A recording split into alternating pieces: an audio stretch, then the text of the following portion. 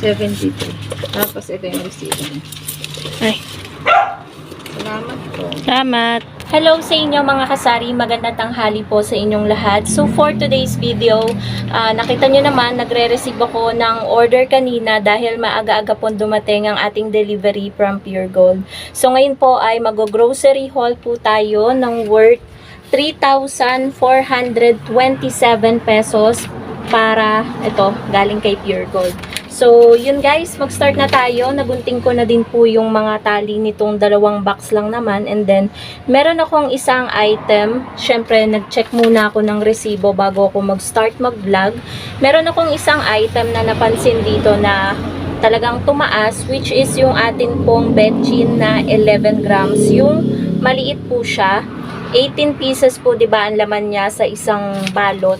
So tumaas po siya mga kasari, dati nasa 40 plus lang. Ngayon nasa 62.25 na po yung kanyang puhunan. Kaya po mag-a-adjust na po tayo sa betchin na maliit. Gagawin na po nating 5 piso yung ating bentahan. Dati kasi 4 lang guys. Pero gagawin ko ng 5 piso dahil kung hindi ko siya gagawing 5 piso, ang tubo na lang po natin sa isang balot ay 9.75 mga ganon. Pero hindi na po tayo tutubo ng piso isa.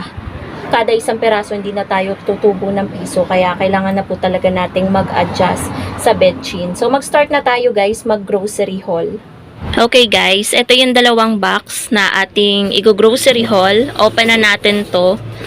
Konti lang yung na-order ko ngayong week na to guys kasi 'di ba halos close tayo maghapon nung November 1 nung Wednesday kasi nga 'di ba nagpunta tayo ng sementeryo, nakapagbukas na yata ako na ng tindahan ng 3 PM kaya medyo hindi masyado naubos yung ating mga paninda. Kaya konti lang yun na order natin. So, mag-start tayo guys dito sa ibabaw, which is yung nakalagay syempre sa ibabaw yung ating mga chichirya. So, meron po tayo ditong sugo. Ayan. Merong hot and spicy and then garlic flavor. Ang sugo po natin ay tag 14 pesos. Dito na lang po natin ilagay. Tapos, yung corn bits natin, ito ay original. Ayan, ang corn bits natin. Pero nakalagay doon yung mahal guys, ang puhunan. Ba't ganun? Ayan, ang corn bits natin ay tag 18 pesos. Ito ay original pero yung presyo na nakalagay sa resibo is pang mix. Yung corn bits na mix. So, 18 pesos na din natin siya ibebenta. Kasi nung nakaraan guys, 16 lang yung bentahan ko nito kasi corn lang siya. Tapos, yung ating mga choco nuts, ayan, milky nuts, berry nuts, yan ay tag na 9 pesos. 7.50 na guys yung puhunan nito. Mag-o-8 na. Ayan, dyan na lang natin ilagay sa upuan yung mga chichirya. Hagis na lang natin dyan. Para ma-haul pa natin yung ibang nasa ilalim. Wala masyadong chichirya na na-deliver ngayon. Calchis, yung calchis natin is, dalawang klase pala siya. Hindi siguro napansin nung dumampot. Ayan, cheese, choco, tsaka yung cheese lang. Ayan, ang bentahan natin ay 15. Tapos, meron din tayong skyflakes. Kasi guys, itong mga in-order ko na to is mga pandagdag lang kasi medyo madami pa tayong paninda. Pansin nyo itong ating biscuit section, puno pa talaga siya. So, yung mga in-order ko lang ngayon is mga pandagdag lang. Yung mga paubos na. Yan, Bravo, skyflakes, tagi 8 pesos yan. Lagay natin dito. And then, ito ang ubos na, Paji bar na makapuno, yung green. Tapos, Jamin, ito. Mabenta to ngayon sa mga bata. Kasi madaming bagong lipat, guys, dito. Ang bentahan ko nito ay 5-4. Tapos, yung Paji bar ay 9 pesos each. Ayan, meron. Let's continue, mga ka-super kasari. Ayan, Jamin, strawberry flavor, 5-4. And then, meron din tayong mga pansit canton dyan. Ito, kalamansi. Tag 16 sa akin yung mga pansit canton. And then, Lucky Me beef natin is tag 11 pesos. Dito na lang natin ilagay. Yan. Ito pala, meron din palang corn bits na mix. Ito guys, yung totoong tag 18 pesos. Yung original, tag 16 yun sa akin. Magkaiba kasi yung puhunan niya. Ayan, may jamin din na milk. Mabenta kasi to guys sa mga bata. Yung mga bagong lipat dito. Grabe sila kung bumili nito. Minsan 20 pesos. Kaya yung isang balot, ubos agad sa kanila. Ayan. Mga noodles pa ulit. Ito guys, ang bentahan ko nito, piso isa pa din. Kasi ang puhunan naman niya, nasa 36 something. So, nasa 13 pa yung, ayan, naglaglagan yung iba. Malinis naman yung ating sahig kasi araw-araw naman tayong naglilinis. Ayan, meron pang jamin. Ito, gustong-gusto din nila to na cheese. Ayan, pa second time ko na napagtitinda nito at nauubos naman siya agad.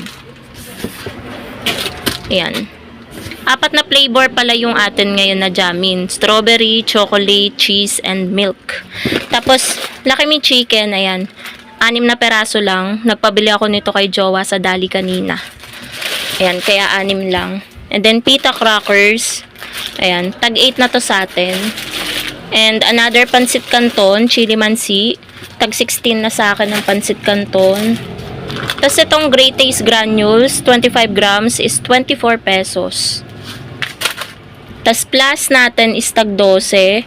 Coco Mama natin is tag 35. Hansel crackers ay tag 8.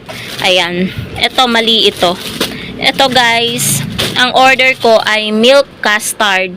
Yellow yung packaging, oo tama, pero assorted yung dinala sa akin. Sinabi ko na to kay Sir Marcel assorted yung dinala sa akin, pero ayan, assorted pa rin yung dinala sa atin ngayon. And then, naka buy 9 get 1 free ang ating creamy latte, kaya pala mura yung puhunan niya sa resibo. So, ayan siya, tag 15 sa atin to. Pudgy bar natin, 9 pesos yung bentahan natin. And then, meron din tayong Max White, 5 piso 4 na peraso. Tapos, itong ating Magic Sarap, may free sachet siya, isa. So, pang 5 piso pa din, pero sa iba, sa na ang Magic Sarap. 5 piso na din yung ating betchin na maliit. Creme top natin, tag 23 pesos. Tapos, Kopi Ko Blanca, ayan guys, tag 15. And then, yung Milo na single natin is, eto, tag 11 na. 11 na sa atin to. Mahal na ang Milo. And then, ito yung betchin na aking sinasabi. Yung tag 4 ko kasi guys, is 10 grams lang yun. Ibinalik nila yung 11 grams, ayan. Pero, ang mahal na ng puhunan. Medyo lumaki din yung ano niya. Ito guys kasi yung 10 grams. Ayan no. Ito yung 11 grams. Medyo malaki nga siya ng very very light. Pang 5 piso na siya. Uubusin ko lang yung 10 grams bago ko ibenta tong 11 grams. Teknikan din yun mga kasari para hindi magtaka yung customer. So Mentos natin 5 piso 4. Tapos yung mga delata natin ngayon is kokonti lang kesa nung nakaraang week. Kaya ang laki ng pinagbayaran natin last week. Umabot ng 5,548. Tapos, ayan, yung mga luncheon meat natin, 38. Ito ay 26. Ito ay 39. Ito ay 27. Ayan. Yan lang yung mga in-order kong delata. Ito ay 22. Alaska Ebap na small. Yung pinakamaliit. Ito ay 27 na rin. So, apritada natin ay 32. Yan lang guys yung mga in-order ko. Dito na tayo sa maliit na box. Ayan. Mga non-food to. Ayan. Yung downy natin na 3-feed pack, ito ay tag 18. Yung Tide powder natin, which is 1 dosena yung order ko, pero isa lang yung dinala na tag 6. Naka-buy 6 get 1 free lang siya. Siguro akala nila 1 dosena to. Pero ayan o, nakalagay naman, buy 6 get 1 free. Dapat 2 ganito. Mabenta pa naman ng Tide, pero wala tayong magawa. Lagi na lang ganito yung dinadala. So, 16 pesos yung bentahan natin ng Tide powder. Head and Shoulders natin, tag 8 na. And then, meron din tayong Ariel powder with downy dito. Gusto kasi ng mga customer yung with downy para hindi na sila bibili ng mga fabric conditioner. Tag 16 din yan. Tapos 45 sa atin itong mga 1 litro ng original na Sunrocks. Ito ay 28, 500 ml na lemon. Ito ay 18, pati yung original na same size, 250 ml. Tapos yung 100 ml natin, ito siya guys, is 12 pesos. So yan lang po yung mga groceries na in-order ko po. So, yan lang po yung mga groceries na in-order ko po kay Pure Gold. Thank you so much for watching. And dun lang po tayo may update sa Betchin. Yun lang po yung tumaas. Syempre, nag-check muna po tayo ng resibo bago tayo mag-start mag-vlog para ma-share po natin kung ano-ano yung mga items na tumaas. At yun lang po yung napansin ko ngayong week na to. Thank you so much for watching mga kasari. And don't forget to subscribe. Happy selling po sa inyong lahat and God bless po. Bye guys!